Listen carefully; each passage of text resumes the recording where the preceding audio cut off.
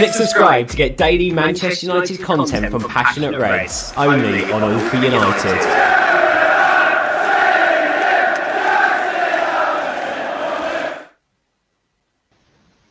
Good evening, everybody, and welcome back to All for United. This is a Friday edition of Timeline Talk.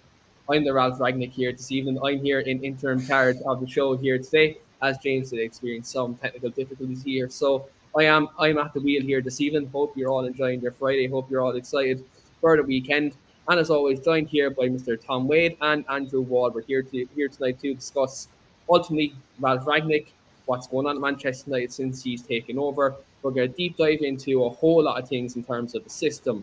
We're going to discuss certain players. We're going to discuss what we're going to do going forward, so on and so forth. So do, guys, smash a like in the video, hit the subscribe button. A lot of exciting content coming up here in All for United. So it's been a smashing week so far. And look, let's keep that momentum going. Let's keep going. But, guys, obviously, look, Ralph Rangnick's come in, and there's been a whole host of things going on, obviously, in his time at Manchester United, between dips and system.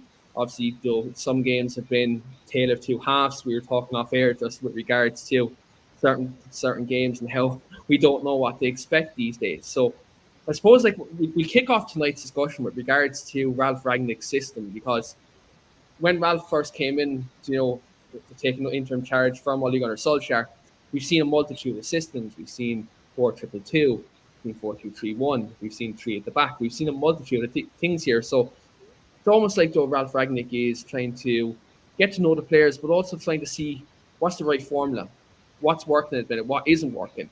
So Tom, I'll just come to you first with regards to the system issue, because it almost seems like we're trying to find this right formula, and it's getting to a point now where some of these players seem confused. I don't know if Ralph is confused. What was your take on kind of us dipping between systems at the moment, and kind of, I suppose, failing to adapt his philosophy, which ultimately is control? Yeah, it's an interesting one, Keith. Good evening, everybody. Thanks for having me on again. It's an interesting one, mate, really, because, look, the day I found out Ralph Rangnick was taking over, and you know that he's played that 4-2-2-2 system, it takes a special kind of team to play that formation. And you have to understand that every player in that system has to play their role to perfection. And as we all know, we've had so many formations over the past year. It's hard to establish how it's going to work. And I think it's very fair to say that it was a testing one, and it was always going to be a testing one. You've always got to have your trust in two players that can play in the defensive side of the midfield. And Manchester United, as it is right now, haven't got one that can do that. Statistically they have, but I'll leave that for another day. But it was always going to be a testing system. It was unique. The fact that I think he's probably the only manager around that plays that. I don't know of anybody else. If anybody else knows, get in the comments, let me know of anybody else who plays that system. So it was always going to be a trial and error thing. Did it work? Statistically, I've looked at it, and I don't know how deep it goes because I know how much we change formation in games. It matches. Funny enough, it matches on a different level, on a different how can I say, on a example level. Like, we played 12 matches officially this season in the 4-2-3-1, and we've only played 5 in the 4-4-2-2. Well, if you look at the numbers that we've played for both formations, they're identical at the fact of we've won in the 4-2-2-2. We've won 3 games, drawn 1, lost 1, conceded 3, scored 6. Yet when you flip to the 4-2-3-1, we've scored 23, conceded 22, won 6, drawn 2, lost 4. Now, if you look at that, you're thinking right away, oh, well, actually, maybe we are a little bit better off in the 4-2-2-2. But the thing is, how many times have we seen that we switch formations in a game?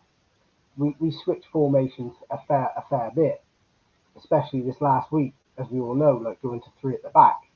So it was always going to be a special formation. I don't know personally, and I wish I did, if anybody else has ever played that in the Premier League. I'd be shocked if they had. But yeah, to your point, it's a special formation, and if you don't have the players to play that, it's going to be a little bit ropey. And I think, to be fair, it has been a bit ropey. And I can say one thing for sure, that I'm very much happier that we're playing a 4-3-3 now. Yeah, and you're absolutely right. I think that system probably needs specialists playing in it to adapt to it. And I think, like, we look, as you said quite rightly, Tom, we've been playing a 4-2-3-1 all season, and it's one of these things where can these players adapt to that, considering they're playing that system for 2.5 years, under Ole Gunnar Solskjaer. So it's kind of one of them things where it was trial and error, probably. Now, as you said, statistically, look, stats tell different stories, but yes, we've won more games with it, but at what cost? Because our rhythm, our flow wasn't all the same. And defensively, look, I think when you look at the two sitters, the gap between attack and midfield was too much. So I absolutely agree. Andrew, obviously, with this system in that regard, we've seen a lot of kind of different players being used. He's trying to look for these kind of right formulas with regards to it.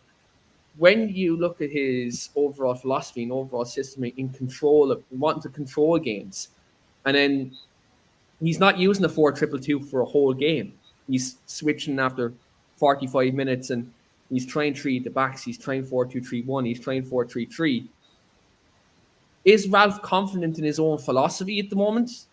Is that the case, or do you maybe think, is this a case that he's been unlucky because we've been hit by injuries? We've had Carrington closed down. We've had all these different things happen, I suppose, in a 6-week span that's kind of out of Ralph's control. I think it's almost been like the perfect storm for Ralph. He's come in and like he's not had the first game against Palace, and then obviously the whole squad hit by COVID, the training ground shut, and then he didn't get a chance to like implement his ideas. He said, well, he needed those first few weeks to like now his ideas down to the players, so he's a bit unlucky in that respect. But I just also think, United reluctant to convert his ideas as well, because everyone knows by the end of the season he will be gone. Well, unless United decide to appoint him as permanent manager, but it's likely he will move on and go upstairs into his consultancy role. So it's who, if Ralph is going to be just a temporary solution, who's coming in the summer? Obviously, Edward Wood's hopefully finally going in February and never to be seen again. And then we've got Richard Arnold coming in, but it's who we're going to appoint as the permanent manager. So, and also I think Ralph's sort of been, I wouldn't say handicapped in a way, because obviously he brought in his two coaches. One was a psychologist and the other was his assistant coach. I think he would have wished for more, and obviously Carrick and McKenna left, and obviously Darren Fletcher's he's technical director, but he's been more on the touchline than ever since before Ollie left. So I think United are just seeing Rangnick as the interim solution. It's questionable when it comes to the end of his time as manager what his future role at the club is going to be, because we've got John Murto and Darren Fletcher that are doing like football director and technical director. So what is Ralph just going to be there? It's just like, here's some of my ideas. This is what I would do. It's up to Fletcher and Murto to then try and implement those as well. But also, I think Rangnick, at the moment he's just fighting, obviously to get us back in the top four, and then the FA Cup and the Champions League as well. So that squad has definitely got the quality to finish inside the top four and win a trophy too. And I think Harry Maguire's reported to say, Rangnick's detail and preparation is just tremendous, and we're listening to him. It's now just up to us. Well, at points, like I mentioned to you backstage about the Villa game, we was literally in control of that game.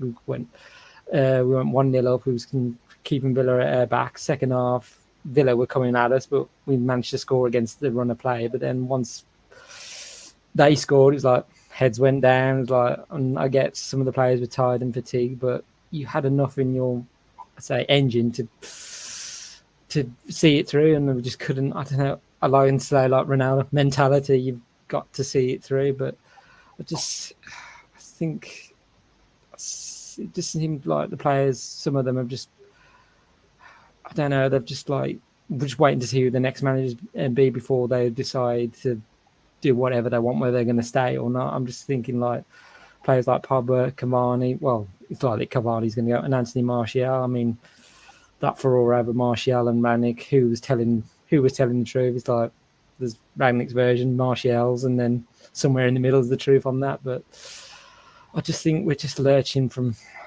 I always think, what's the next problem going to be? We seem to be we should be not having any problems. We should be like, it should all be. Well, under Fergie's time, we never used to hear like any. Well, yeah, there was obviously problems at points, but you didn't necessarily hear about them. It was only, I think, I can think like back when he said Wayne Rooney was asking for a transfer, and then he sort of said to Wayne, "Well, the grass is not always greener on the other side." So, and he stayed in the end. So, I think Rangnick, I think he's been slightly handicapped and been like in the perfect storm at the minute. And Tom, just kind of following up on Andrew's kind of point with regards to, obviously there's certain situations with certain players, and there's been kind of, I suppose, almost a circus since he's kind of come in terms of players falling out with each other, players allegedly falling out with management and stuff like that, Tom.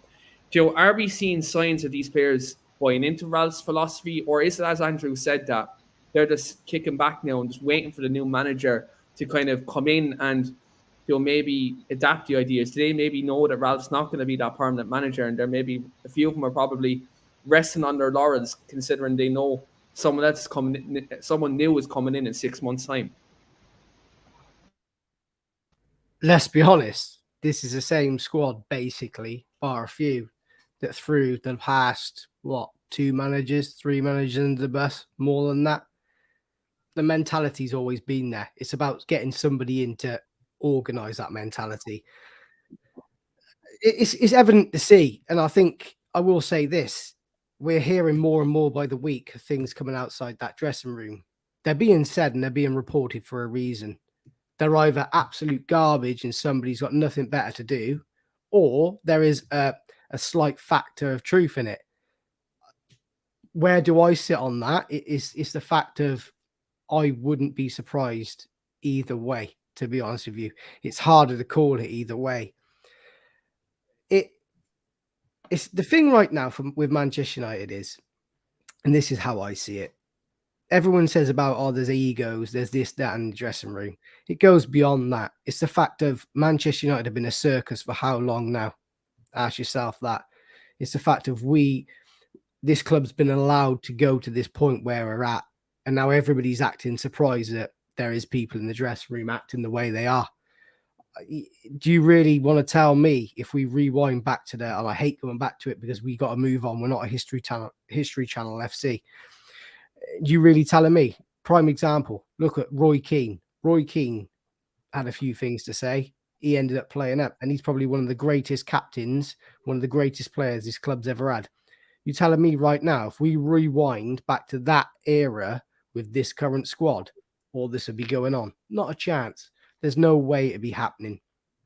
It's almost at the point for me now where I sometimes believe and sometimes don't believe what I see. You cannot underestimate what you're looking at now. And it's sad that we've come to this point, to be honest with you. Yeah, it really is. And for me, like, you hit the nail on the head in terms of how long we've been like this. Like, we've been a circus for 8 years now? Like, since Sir Alex and David Gill virtually left at the same time, the football club, was kind of, they've just fell off the mountain. Like, that's literally what it's been.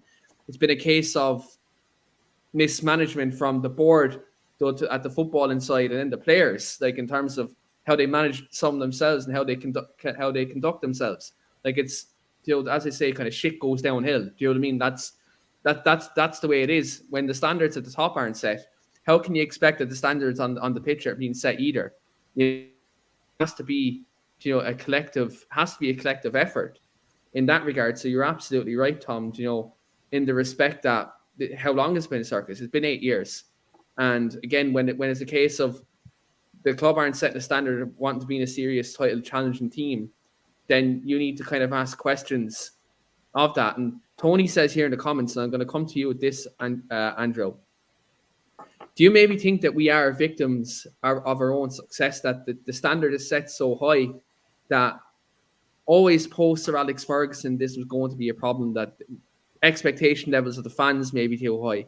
Or is the case, I'll play devil's advocate also with this, is the case that, you know, us as fans, we expect the bare minimum in terms of effort? Is it the case that we have too much expectation considering what we've been spoiled with in the past? Or is it the case, you know, we're just impatient? I think when Fergie left, we knew, well, things were not going to be the same again. We just didn't think the decline would be so sharp. We didn't think, well, we haven't won the Premier League since Fergie left. So, okay, we've won the League Cup, the Europa League in that time, but we do have standards. You know, we'll say in the Red Army, I think I've seen it twice now where they've unfurled the flag with the, I think it's got Cantona, Robson and King, just says the word standards. Well, back in those days under Fergie, and as Tom mentioned about Roy Keane, he said that dressing room policed itself. If one player was stepping out of line, the other players were just like, come on to that player. Like, you can't be like doing any of this stuff. And it's like, obviously, I'd say Fergie ruled, I'm going to say a bit like an Iron Fist, but he just let those leaders in the dressing room just sort the players out. And I just think the moment, I think that's where we lack a bit of leadership. I know we've got Ronaldo and obviously Maguire's captain, but then is there something has been reported going on between them two and who should be the actual captain of United? So it was like when Maguire came on against Brentford and Bruno was, I thought, Bruno might give him the captain's armband back, but he didn't. So I was thinking, well, I don't think Maguire would have said, "Oh, can I have the armband back?" Because I think, well, Bruno's been on the whole game, so he deserved to see out the game as the captain. But it's just, are we victims of our own success? Maybe. We've been spoiled. I say spoiled beyond. I think, say when Fergie came in, it's like he dared to dream, and we followed that dream. He went on and he won trophy after trophy with us, and we say we need to be back at the top of the table again. I'm just, obviously other clubs, well, since Fergie left, they've all caught up with us and moved beyond us. We've just got to get back to that level and beyond. So say United should be a side that's, well, we should be doing things today, not tomorrow. We should be ahead of everybody else. So I say there's just a mountain of problems that I think if you ask 300 United fans what the problems are at United at the minute, I think you get 100 different answers on it. But it's what the solutions are. No one quite knows. If we fix this, will it solve that? If we fix this issue, will it solve? It's just like, I just say, I just don't know where United are going in the minute. We just seem to be a bit without direction at the minute, especially since when Ollie left as well. Like, I felt like before the start of the season, like, especially after the Leeds game, like, okay, we've got potential here to literally challenge for the title, and just a sharp downfall.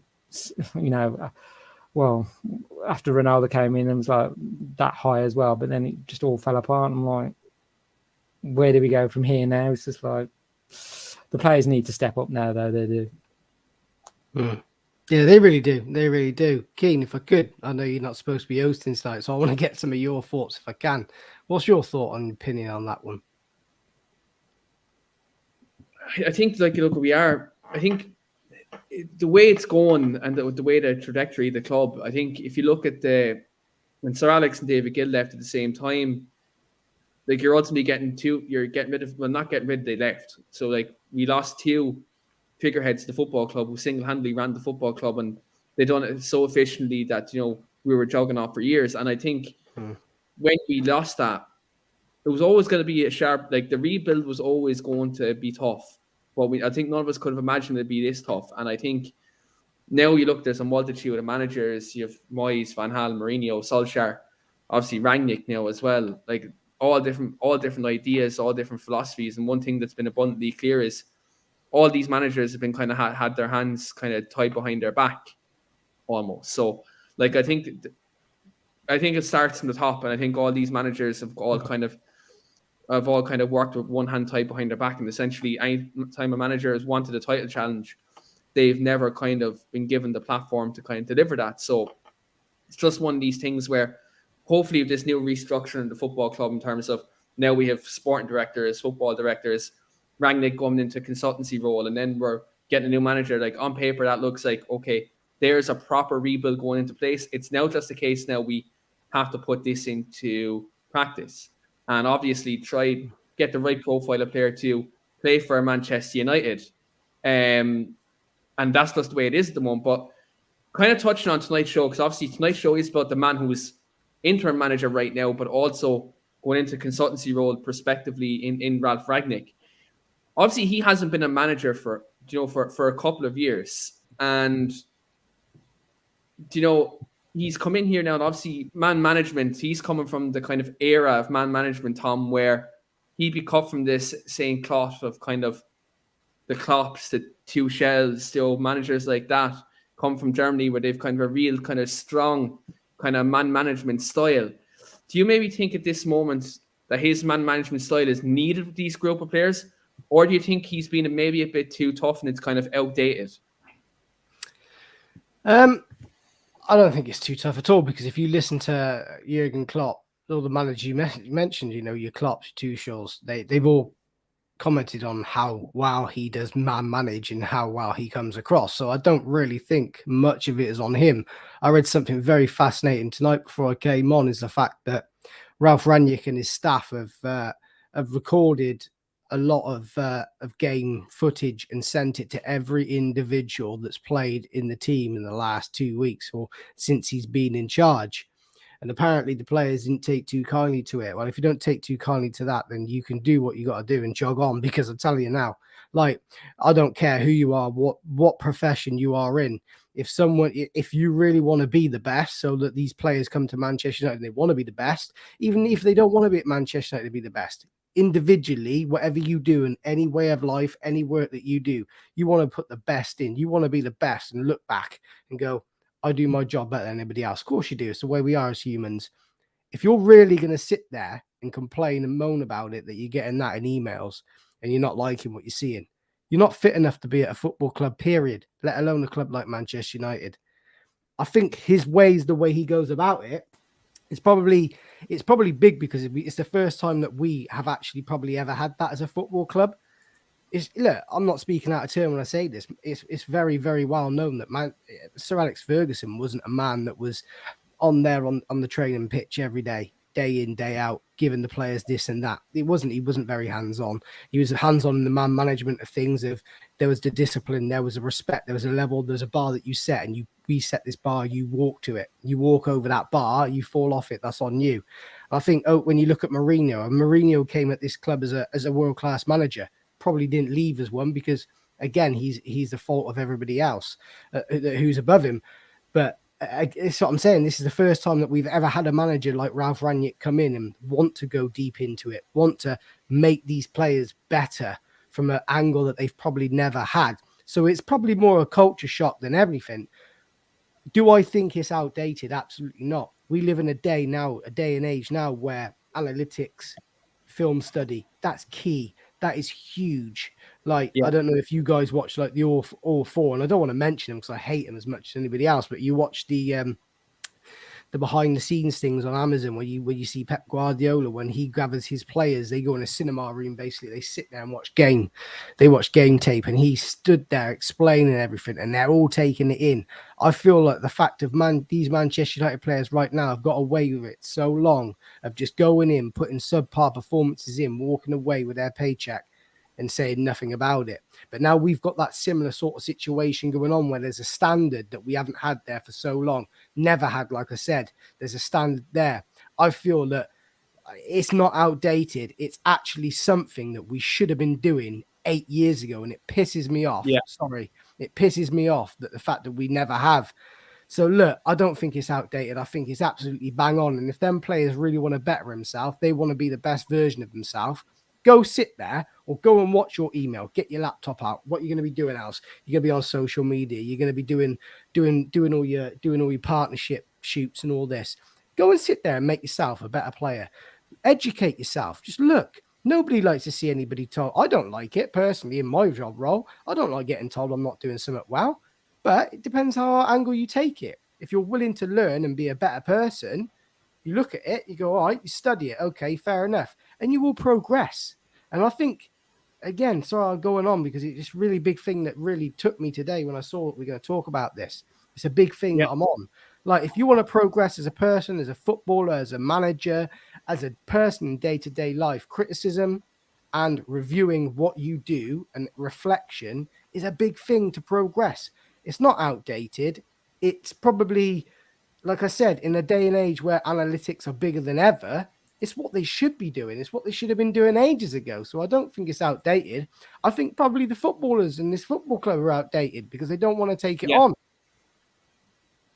Absolutely. And I think, look, if you look at you mentioned one key point there is in Pep Guardiola, like in terms of what he does, in terms of analytics, in terms of overall philosophy, and he gets players to, study their games. I think Ralph Rangnick is trying to implement that. And these players, we've seen reports last week that Ronaldo's unhappy that some of them aren't staying back in the gym after training, that they're all fucking off home. Like, look, I absolutely agree. I think some of these players have had it too easy. I think maybe Ralph Rangnick's cutthroat approach has been almost a shock, culture shock. You're absolutely right, culture shock to him. I think as much as I loved Ollie for the 2.5 years he's here, and I backed him to the walls until full time, until the announcement was made. One thing he was to these players, yes, he was their manager, but he was also like a best friend. He was also almost like a father figure to some of these players. And I think maybe a couple of these players were babied for too long. And I think now their proverbial human shield and Ole Gunnar Solskjaer is gone.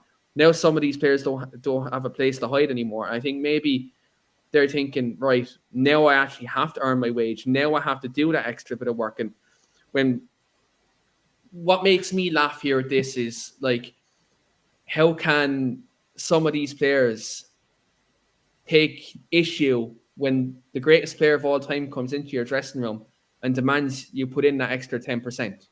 Like, that's what I take issue with, because that's like Cristiano is a player who he's been there with all the great. He came to this club and all the greats are there. Your Nevilles, your Keanes, your Scholes, your Giggs, all them types of players. Van Nistelrooy, all these players who were here were all hard workers, all who won massive trophies.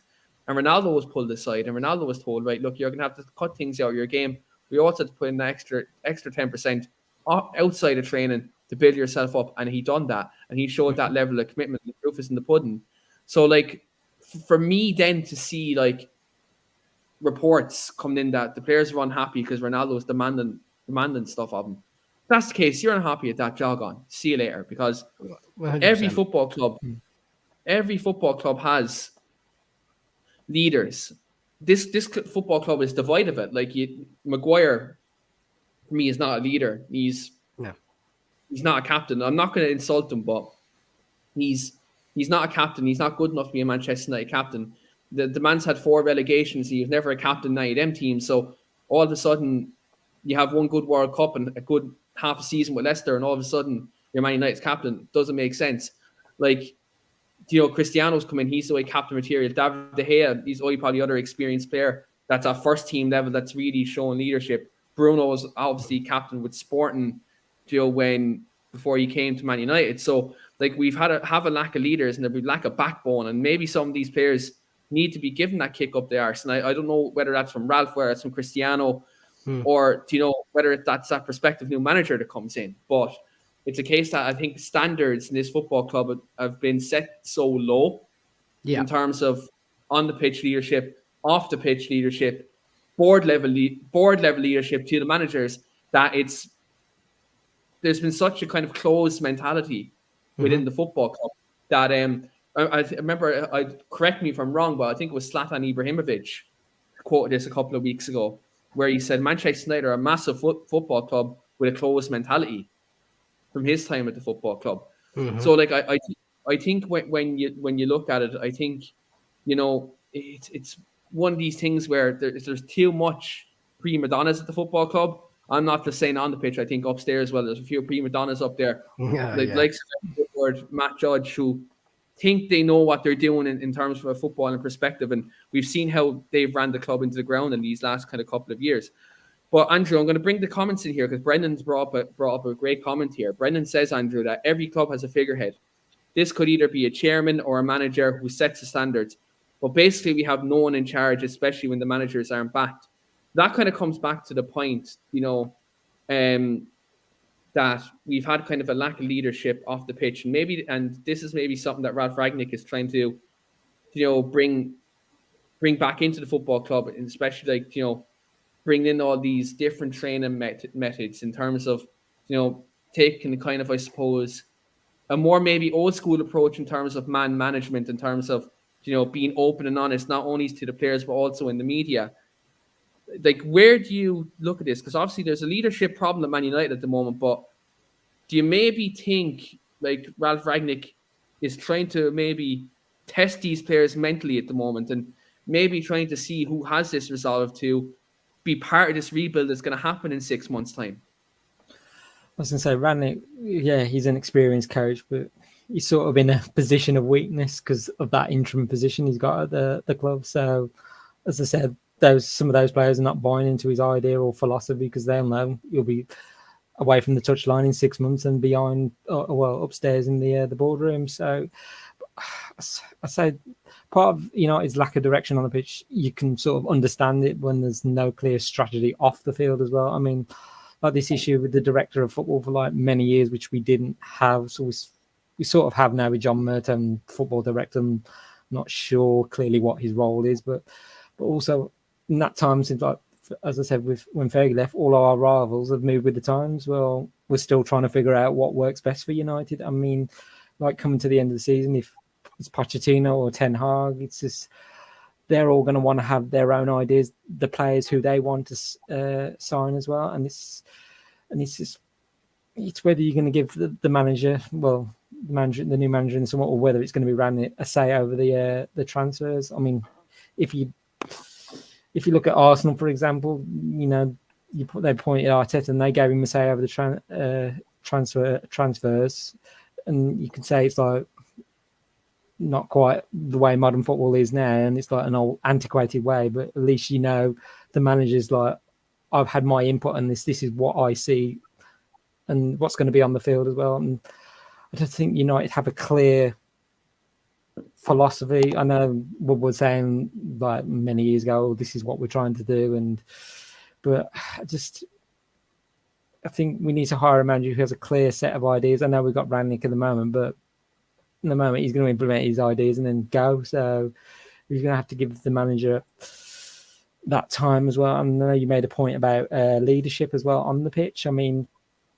obviously, I say Maguire's been okay, but then there's not a lot of leadership in the rest. Well, with the rest of the squad, I mean, Fernandes is the vice captain, and obviously he leads by example. You can just see every time he's on the pitch, he's like, he's like when he's pressing along, he's saying to the players, "Well, come and press with me. I'm not going to do this all by myself." And obviously, you got Varane, Ronaldo, and Rashford. They're leaders in one way or another, but there doesn't seem to be a strong core of personalities in the dressing room, like Tom mentioned about Roy Keane in that dressing room. So you need those strong personalities to lead those players and the team through those darker days that we've clearly had in recent years. I mean, and also in terms of like the recruitment as well, we need to be targeting the best players in the world. I mean, under Fergie's time, it's not the players chose United chose the players.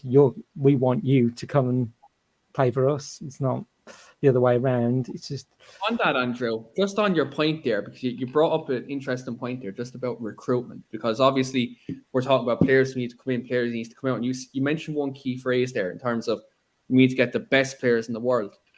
Do you maybe think, and I'll just throw this at you because you mentioned the best, is the case that Man United are signing these overpriced players and these players who have these massive names but they haven't worked out? So maybe United need to do what they've done under Sir Alex, is maybe broaden their scouting and maybe not go for these the branded best players in the world in terms of the big names. Is it a case United need to go out there, maybe buy the players that suit the system, rather than go out and buy let's say the biggest names? That's a perfect point. I mean, on the fair, like I'm just thinking of an example of a player like Ji-sung Park. It was like he wasn't like when he was signed. I don't think any of us heard of him, but he proved an excellent player for us. And Fergie used to put him in the big games because he knew he was a workhorse.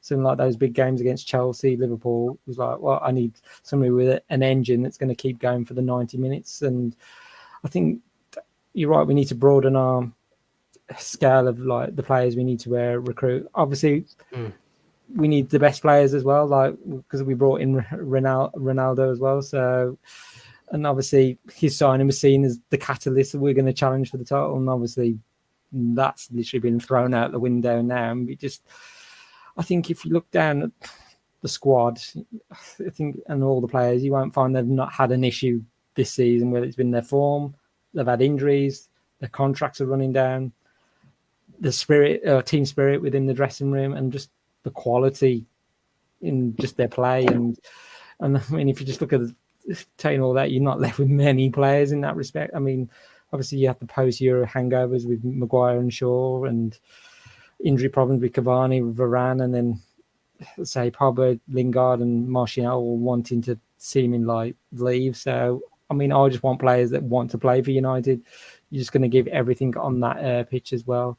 And I think everyone else has said it. I think United have played in moments this season, whereas we've got to be. Gary Neville's favourite phrase: "We played in moments." It's like the Villa game. First half, I just felt like we were in control, and obviously in control of the first half against the Villa, and then second half, okay, Villa were coming out, but we just felt like we were just keeping them at bay, and got the goal against the run of the play. But then it just seemed to all crumble when we conceded, and we just can't be doing that anymore. It's just like we should be going to these teams and just like literally hitting them for six, and just like I think under Fergie it was like, even if when we won, it was up like 3 or 4-0 in some games, and when we conceded, Fergie would be more angry about the goal we conceded rather than the 3 or 4 goals. Yeah, he was like, well, I want to know why we conceded that goal. I'm going to look at this and get my coaches on this and get this because like you say, he used to, like the later years, delegate more to his coaches because he trusted them and he took a top-down view. I think that's what I think we need with the next manager. That's why I was like, when Rangnick was appointed interim manager, I was like, I'm not in favour of interim manager. We need somebody that's going to come in permanently. It's going to set their ideas out. So it's just where United, I just think we just need to get to the end of the season. Obviously, hopefully we get fourth and possibly win a trophy. I don't know which one it will be, FA Cup or Champions League. It's just like, I'm going to take over what Kartik said. I'm going to take over his philosophy. We're winning the Champions League this season. And obviously, quote it, write it, say what you want. We're winning the Champions League this season. King, if I could, I just want to interject quickly, just because there's something there Tony's just said. I was going to on this as well. I know you was going to, so I want to throw it at you before you throw it at me if I can. And it makes a good think, because I only thought about it earlier actually. And you asked me earlier about the 4-2-2-2, the way that Ralph Rangnick wants to play in that. It kind of ties in with that situation when we're talking here, where Tony says, like, trying to sit down with the next manager, get an idea of how they want to play and what the players they want to sign. Players aside, how they want to play. If we'd have stuck with the 4-2-2-2, sorry, how hard would it have been for the next man to come in and play that? How significant do you think now that Ralph Rangnick's actually committed to the 4-3-3, which is more a natural formation for a manager to come in? How significant do you think that will be on the next man in the job? I think it's massively significant, because if you look at the general systems that Pochettino and Ten Hag play, 4-3-3 is their bread and butter. So let's say, hypothetically speaking, that they're the managers, then prospectively him going to that formation will help some of these players to obviously adapt to that philosophy. And I think, like, look, when you have players like Bruno Fernandes, you don't want to play him out wide attacking midfield. You don't want to do that because it stagnates the system. He gets caught positionally you're not maximizing his potential. Like we've seen the last 2 games since Bruno's come back in to a kind of more of a midfield role, we're reaping the benefits because we're creating more chances. He's been influenced in terms of the goals and assists. So I think that it suits some of these players. Obviously, though McTominay seems to be doing well in a 6 role, which I think Rangnick's probably been key to that in terms of coaching, in terms of the coaching perspective. If you look at Fred's playing a bit better in this role as well, even though if everyone looks at the group chat the other night, obviously our viewers probably don't. Our group chat the other night, you would have seen me go mad about Fred's performance, but Fred in a box-to-box position is much better than a sitting midfield player. So 100%, I think this formation that Ralph's after doing now will make it easier for this new manager to come in and play the system they want to play. Because obviously, if you're playing a 4-2-2 system for a whole season and then you go to a 4-3-3, you're going to be stuck in habits that you're not going to need in a 4-3-3. And I think, tactically, it'll be easier for these players to adapt to that new manager's philosophy. And I'm just going to come back to you with this, Tom, because this comment here says here, that we need to sit down with the new manager and we need to speak to the new manager to try to find out, to get the idea of the way they're playing and try to sign players to do the job, Tom. Do you maybe think it's a case that if Ralph Rangnick is going into that consultancy role right now, not right now, but the end of the season, and if he's consulting with, let's say, Fletcher and Murtough, because they're the people, as Arnold said now, are going to be in on that kind of football inside, Arnold kind of stepping away from that. Should Ralph Rangnick be talking to them and talking to the manager right now and say, these are the players, right? Look, I've had these for 2 months, and it's like, right, I know X, Y, and Z isn't good enough. I know we need X, Y, and Z for these positions, and I'm going to be the consultant. So I'm going to be giving you an idea. Do you think maybe that Ralph Rangnick should be telling them now what manager they need to get in, A, and B, what players we should be getting in? Because it almost seems like he wasn't allowed to get Haidara and Zakaria this month. Do you maybe think Ralph Rangnick should be giving that input to Murtough and Fletcher? Very good question. And I think, he probably should be. But are they going to listen? We're talking about a hierarchy that's not listened to a manager since, like we said, 8 years ago. Just on the Zakaria thing, I posted something the other day. If you want to go back and look at it, his numbers are no better than Fred's across the big 5 in the last 365 days. So if you really want to sign him, the amount of people that are coming out here saying, sign him, probably never seen the guy play football in their life. He's not good enough to be a Manchester United player, and that's me being God's honest truth. But anyway, should he be saying, this is who I already think Ralph Rangnick said who he should be manager at that football club. I already think he has said it. I think we already know who it's going to be. And a lot of people are in the chat tonight saying Pochettino. Pochettino will not be Ralph Rangnick's first choice. He'll be on there, but I don't think he will be. I think it'll be Erik ten Hag. Trust me. I think Erik ten Hag will be Manchester United's next manager. Not because of any other reason, but the fact of it's too perfect. It almost is too perfect. The job he's done at Ajax has been fantastic. He plays the 4-3-3 very well. Like you said, even Poch does, to be fair. And Poch probably is the safer option, given the fact that he's got Premier League experience over him. But I don't think he's much of a better manager. You're looking at Pochettino that's in charge of a PSG team that's the biggest team in France, yet they are the team that have conceded the second most goals in the league.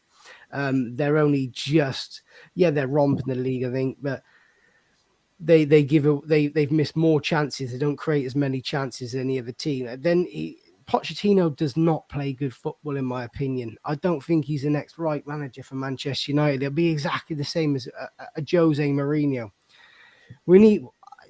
I think Erik ten Hag will be the next perfect appointment for Manchester United. And if they were to go after him, I'll go in deeper with it on an article. I promise you. You look at what he's done at Ajax. It's fantastic. I'm not saying Dutch football is higher than French football, but he is so much. The way Ten Hag goes about his business, the way he is as a person, the way he comes across, it aligns so much perfectly to Ralph Rangnick. Is unbelievable. So I've tracked off so much, Keane. To be fair, you have to repeat what you asked me because I've just gone on a big tear about it. I think Eric Ten Hag should be the next manager. Well, do you know what? One of my questions was for you guys, before, like in my section of topics here, was obviously who should be the next manager, and I will tail it at the end of the show. Obviously, Tom's already given his opinion. I will get Andrew's opinion on that later on. So, Andrew, you have a bit of time to think about who do you want. Do you want to bring Jose back? Do you want to get Ten Hag? Do you want to get Poch? Do you want Simeone? I'm going to leave you think that over before the end of the show. But one player we've talked about on this show, and this has been a very good show, 45-minute show. I'd like to think I've done James justice in terms of his role here tonight. One player I'd like us to talk about, because we're talking about players and we talked about Ronaldo earlier on in the show, but in terms of his impact since he's come into the football club, there's been a lot of talk, Andrew, in terms of standards he set, in terms of pundits are talking about he's not pressing enough in terms of the overall system. You got a lot of that criticism, under Ole Gunnar Solskjaer. Do you maybe think, Andrew, that there's been a bit too much stigma kind of around Ronaldo's role? At United, or do you maybe think he's made the right impact and it's the players around him who need to step up? I think it's more the players around him that have to step up, because I know he's like, I think the interview he did the other week, I think he was saying about the younger players, saying not willing to take, I don't know, ideas or criticism on board. They just don't want to hear it. Well, Ronaldo took it all that on board years ago, and like obviously when he first came, it was like showing us all the tricks, and it was the case he was like going down too easily. So I think Ferguson, the coaches, got round him and said, and the players too, saying you've just got to stop this, the show pony tricks. And I remember, I think Rio Ferdinand said it once. I think Rue Van Nistelrooy in training was like, "You're doing too many tricks. I don't know when you're going to cross the ball in. Just get the ball, cross it in, and I'll put it in the back of the net." And Ronaldo Van Nistelrooy just told Ronaldo, just do your job and just get the ball into me, and I'll do the rest. So I think some of the younger players have just got to take his ideas on board, because he's literally been there, seen it all, and won everything that you can imagine. So, and I think Ronaldo has this season saved us from in a lot of games. I think for some of his goals that he scored, where would he have been in the league, and especially also the Champions? We'd probably be in the Europa League right now. I was going to say the Champions League. Those two nights at Old Trafford where he just literally scored the winning goal were just like moments I'll never forget. And I'm just thinking, if he hadn't been there, like 12 hours travel before the Atalanta game, and it was worth it. It was worth it seeing Ronaldo score that winner. Yeah, I was just like, if he hadn't been there, who would have stepped up? I'd just look at that squad and was like, who would have stepped up in that moment? I just think it was only him that could have done it. He was the one dragging United to the victory. It was like, well, the other players should be like stepping up now. I mean, I include Maguire in that and his leadership, but I just think, like, he was talking about earlier the midfield at the moment. I was like, well, that's always been a conundrum. It's like we've always said for years, well, we need a defensive midfield that's going to, sit there and just, cut out the opposition and just get us on the front foot. I mean, Scott McTominay and Fred. I mean, Ollie persisted with them, and I think sometimes them too. They like to. I'm going to say they like get in each other's way. They want to do the same role as each other. Well, one of them's got to either sit there in front of the defense, and the other one just goes further forward, like Fred being box to box, and McTominay just sits behind. Or, like I say, at this point in the game, you sit here, and I'll sit in this position. So, I think for the players, they have their roles and responsibilities. So it doesn't necessarily matter what position they're in. They've got to know just their role and responsibility. I'm going to say, like Stuart say, the basics. You just got to know, what you're doing on the pitch. So if you're spotting your teammate, always looks like he's going to be in trouble here, we'll get over there and help him out, and then say we can get back on the ball and then start the attack once again. But it's just Ronaldo. I know I think the Athletic have done like a piece on Ronaldo today, which I've been reading bits of, and saying, well, is Ronaldo causing like problems, but I don't think he really is. And I think when we brought I him think in, these days, like Andrew, with regards to this, he's not causing the problems. I think when you look at this, it's a case that he's exposing the problems. That's what he's doing. And I think when the Glazers, Joel Glazer ultimately, said, "Oh yeah, we'll pay the money for Ronaldo and give him the money." And I think it's almost like he wanted like their Tom Brady, like the Tampa Bay Buccaneers. Ronaldo's come in and just lead us to the Premier League title. Well, unfortunately, that's literally gone south now. And if we didn't end up with Champions League, would Ronaldo end up leaving? Because that's been reported as well that Ronaldo will go if no Champions League. And if I don't know where it might be in his contract that whether if we don't get Champions League, then his wages will drop down by 25%. I think that's like in some of the other players' contracts as well. But I don't know whether we could make an exception for Ronaldo and say, look, if we were not to get Champions League and we landed up in the Europa League, he still would stay, but we just not cut down his wages. So it's just Ronaldo, I say, is a leader in that team, and he needs others. Like I know we got Bruno Fernandes, and he's a great vice captain as well. We just need more of them to step up now, and just the whole team to be together as one on that pitch. Yeah, definitely. I think we need us against the world mentality. I think we kind of I think we need to get that. Just 2 seconds. Did you see that there from Brendan? He was asking after just on Ten Hag, name the best Dutch manager to ever manage in the Premier League and build a legacy. Can you name one? Hard question. No, it's not the fact of that, because let's be honest, the only two managers to manage in this league have built proper legacies. One's French and one's Scottish. So, and how many other people have been there since? How many other nationalities that have not done shit? Let's be honest. So that's a nothing question. But yeah, go on. Fair enough. But I think if you look at Cristiano, he definitely isn't the problem. I think one thing he's done is he's trying to build kind of the us against the world mentality. That's what we kind of need to go back against. We need to kind of have that siege mentality of let's be Manchester United, let's be the biggest club in the world. But one thing he's done, as you rightly said, lads, is he's exposed some of these players. And I think if you look at this, Joe Glazer, he bought him he sanctioned the transfer so he can have his Tom Brady figure. But one thing he's done now is Ronaldo's going to demand that all the best players, the best players to fit this football club, play at this team. And if the Glazers don't provide that, then that's them exposed. So it's one of these things where, look, yes, Eric Ten Hag could be the right man. Yes, Pochettino could be the right man. Yes, whoever this new prospective manager comes in, but these managers have to be given the tools for all these players to work.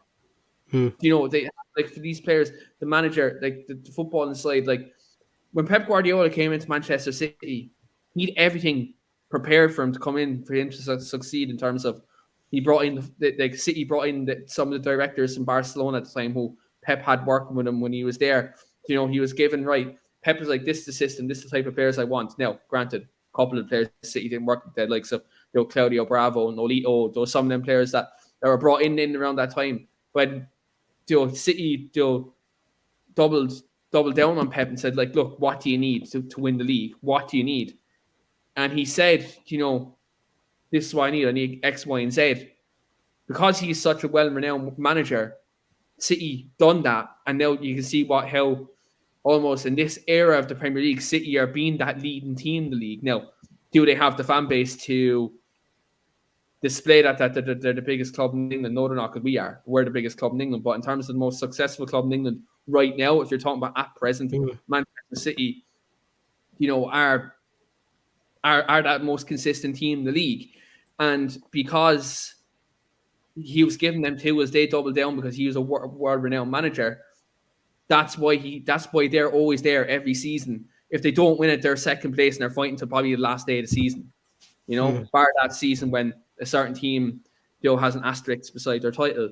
But other than that, Manchester City in this last decade have been, the best team in England without a shadow of a doubt. This is where Manchester United have let this happen in the last decade. Like when Sir Alex retired, this football club should have had a plan in place. Now I know what happened to all the consultancy, like in that season, it was around Christmas time, weren't it? Before it became public that he decided, right, I'm going. Like, probably should have been a bit more notice, to be honest. I'm not making excuses, but there probably should have been a bit more of a plan. Yeah, there should have been a contingency there. Like there should have been more build up there, but there wasn't. And this is where the football club now are still suffering from it right now, because every new manager comes in, every time they bring someone in, there's no structure in place for them to have a long-term plan. Do you know what the club's plan is for that manager to come in? Get us fourth place. Get us fourth. And look, yeah, that's our Champions League money. That's grand. Yeah. Why do you think when Man United finished top four, why do you think Man United's net spend is 72 million? But when they're outside the top four, their net spend is 132 million. That tells you everything you need to know in terms of where this ownership is and where, what their idea of success is. Like our idea of success is trophies. Our idea of success is these players going out there and putting everything on the line and fighting for the badge. We don't have that at the moment. We literally don't. We literally have players who are happy to pick up a wage and fuck off home. Like that's literally what it is. And sorry for my language, guys. I do apologize, but like when you look at this football club, there's a lot fundamentally wrong. And I think if you look at the preempted structure now that's getting brought in, I think we're at a point right now where, yes, on paper, Fletcher, Murtaugh, okay, sporting director, football director, right, they're coming in. That's all hunky-dory. Right, if you're consulted in Ralph, who, by the looks things, United haven't elaborated on what his actual role is going to be going upstairs. Like I was saying, is consultant. Like, Tom, let's hypothetically speak here, right? You're a consultant to me. You give me a bit of advice, but there's nothing on paper that says, right, you have a certain role in that consultancy. It's just you're one of the boys and you're giving me a bit of advice on whatever it is in life. I don't have to take that as, I don't have to take that as a consultant. This is where Ralph Rangnick isn't a problem at this football club. I can tell you that much. He definitely isn't. I think he's coming in trying to fix things in a very quick fashion. But for me, it's just right now, fundamentally, this football club has a lot of building to do before they're a serious football club again. And I think if you look at Man City, Liverpool, Chelsea, because Chelsea will always yo-yo between being good and being shit. They have the money. Roman will just throw the dog's bollocks at it and they'll come back after a 2-3 year span. It always happens. But I think if you look at this football club, I think I'm going to say it now. I said earlier, Messi, we might win the Champions League, and we very well could do that this season because cup football is cup football. But if you're talking about a Premier League title, lads, I think we're looking at least 5 to 10 years before we win a league again. I honestly do think that. If you look at the current, I know it's unthinkable because we're Man United. But if you look at the current structure of the football club, and we look, like if you look at the current structure and you look at the football club and how that's all going to have to rebuild, and that whole situation is going to have to rebuild, you're talking a good 5 to 10 years. There's no way Man City are slowing down. Not unless FFP comes in, they finally get caught, like allegedly. Like unless that happens and they get absolutely ruined, then yes, maybe we have a chance. Also, if Newcastle stay up this year, they're going to throw everything at it to go into the top 6.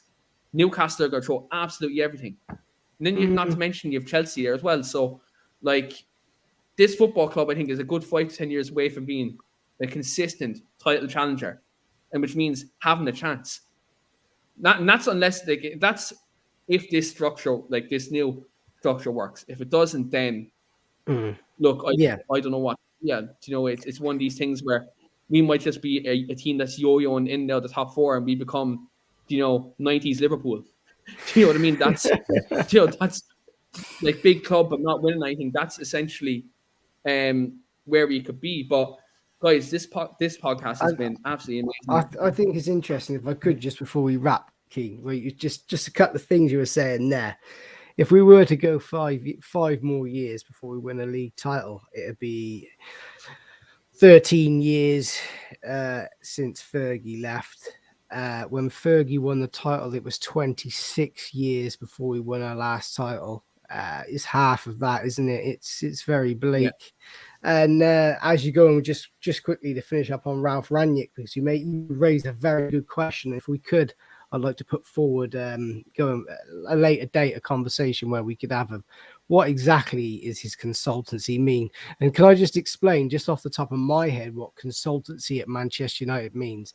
Basically, that's like having a girl that wants to see you on the weekend after 12 o'clock at night when there's nobody else around, because they can't fully commit from a Monday to Friday. Do you know what I mean? It's basically we don't never commit fully, so we're going to give you a half-assed title of consultancy.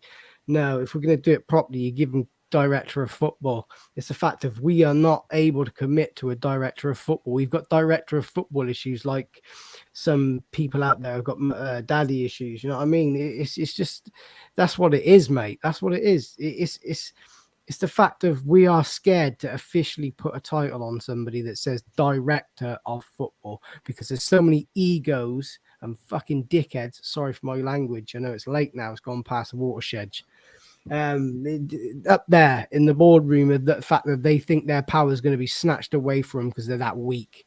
Look, consultancy Ralph Rangnick next year, that doesn't mean anything. It doesn't mean a thing, because they haven't got to listen to him, because he's got no official role. He's a consultant. When you're a consultant, you're only advised. You're not being told. This is the problem. This is where the problem's been for the last 8 years. I really do hope it works out well, but it'd be very interesting after this year to see what happens to Ralph Rangnick, because it's going to go one way or the other. And I will bet, if I was a betting man that I am, I will put it on going one other way than the way it probably should go. And it's very sad. And that just shows where we've been at for the last 8 years. Yeah, and it symbolizes what's been wrong with the football club. And I'm just going to throw another wild prediction there. If he doesn't get made consultant and nothing happens there, Newcastle United don't have a director of football yet, do they? Yeah, but the thing is with Newcastle United, yeah, they're basically controlled by a country, although according to Premier League, they're not. They've not done nothing. So they're doing absolutely nothing. They've done as much business as we have, bar signing Kieran Trippier. They can't sign players. Players are already seeing through them. If they're that good and they're paying that much money, why have they not got players? Why are they struggling to get players in? Says it all. It's like Newcastle saying their warm way of training is going to be in Saudi Arabia, and Eddie Howe's come out. It's for footballing reasons. We're not going there because our owners are Saudis. Well, yeah, I think everyone's reading between the lines on that one. Something else is going on, but we'll see.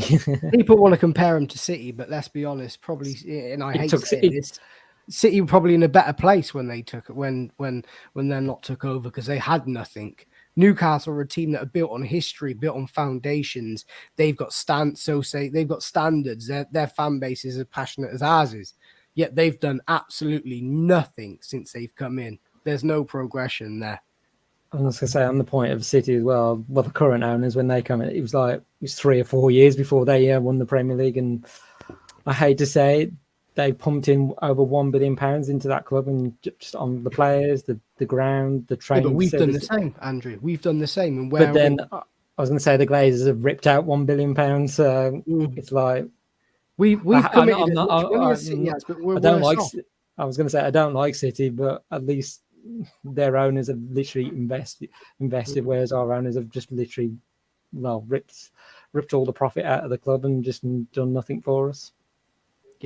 Agree with that. And that's the difference. 1 billion put into City and 1 billion taken out of our football club. That just speaks absolute volumes with regards to this. But lads, this 1 hour and 4 minutes has been absolutely banging. I've loved this conversation. I love being in interim charge of Timeline Talk. As I said, James, I hope I'm doing you absolute justice, and hopefully, Joe, I can stay in that consultancy role with you every Friday. But before I wrap up the video, guys, I said a few minutes ago that I gave Andrew time to think about who he wants to be the next Manchester United manager. And Tom, though wholeheartedly and passionately, said he wants Erik ten Hag. Just wrapping up here, who would you want as Manchester United manager? It would be the same as Tom, Erik ten Hag. I mean, I know Pochettino's got the Premier League experience, but I mean, looks like, well, he's going to run away with the French league. But I just think with Pochettino, and you look at his time at Tottenham, well, they didn't win anything. So I'm like, I know they got to the semi-finals the final of the Champions League. Yeah, But it's like, and they played some good football, but then he never took that one step, to getting the trophy. So with Ten Hag, I just think he's made Ajax one of the most exciting teams in the Dutch league and within Europe. I mean, if you look at they beat Dortmund 4-0 and absolutely just destroyed them, and and it's like Dortmund are another good side, and literally he tore them. Him and the player, his ideas and tactics and the players tore them apart. And I mean, he's like, I think, flexible in his formation because he likes 4-3-3 or a 4-3-2-1. So he has like 3 attacking midfielders who will join the one attacker in the higher positions, and then and a free defensive midfield who form tandem with the 4 defenders as well. So I say I'm coming around to the idea of Ten Hag being and I think it's been reported that Rangnick has spoken to him, so whether it's likely he will be the manager, but it's then those above United whether they see Ten Hag as the option as well. And I think he'll suit I think we sort of got a glimpse, in the first game against Crystal Palace, what Rangnick was trying to do, and I think we saw glimpses. Whether we see it by the end of the season, whether that's fully implemented, then Ten Hag can just carry that on, bring his players in, and we can just go further forward. But we'll see what the rest of the season brings for United. Yeah, absolutely. I said, King, don't think you're going to get away with it. Don't think you can get away with it. What do you think? I was just actually about to say it, guys. When Solskjaer got sacked, I said the next Manchester United manager I want him to be bald. So I said I either want Erik Ten Hag or Zinedine Zidane. There's like they're my two, to come in. And so I hope the next Manchester United manager is a bald one. Nice shiny head to bring a nice shiny time back to Manchester United. So either Ten Hag or Zinedine Zidane, I think they would be my two choices.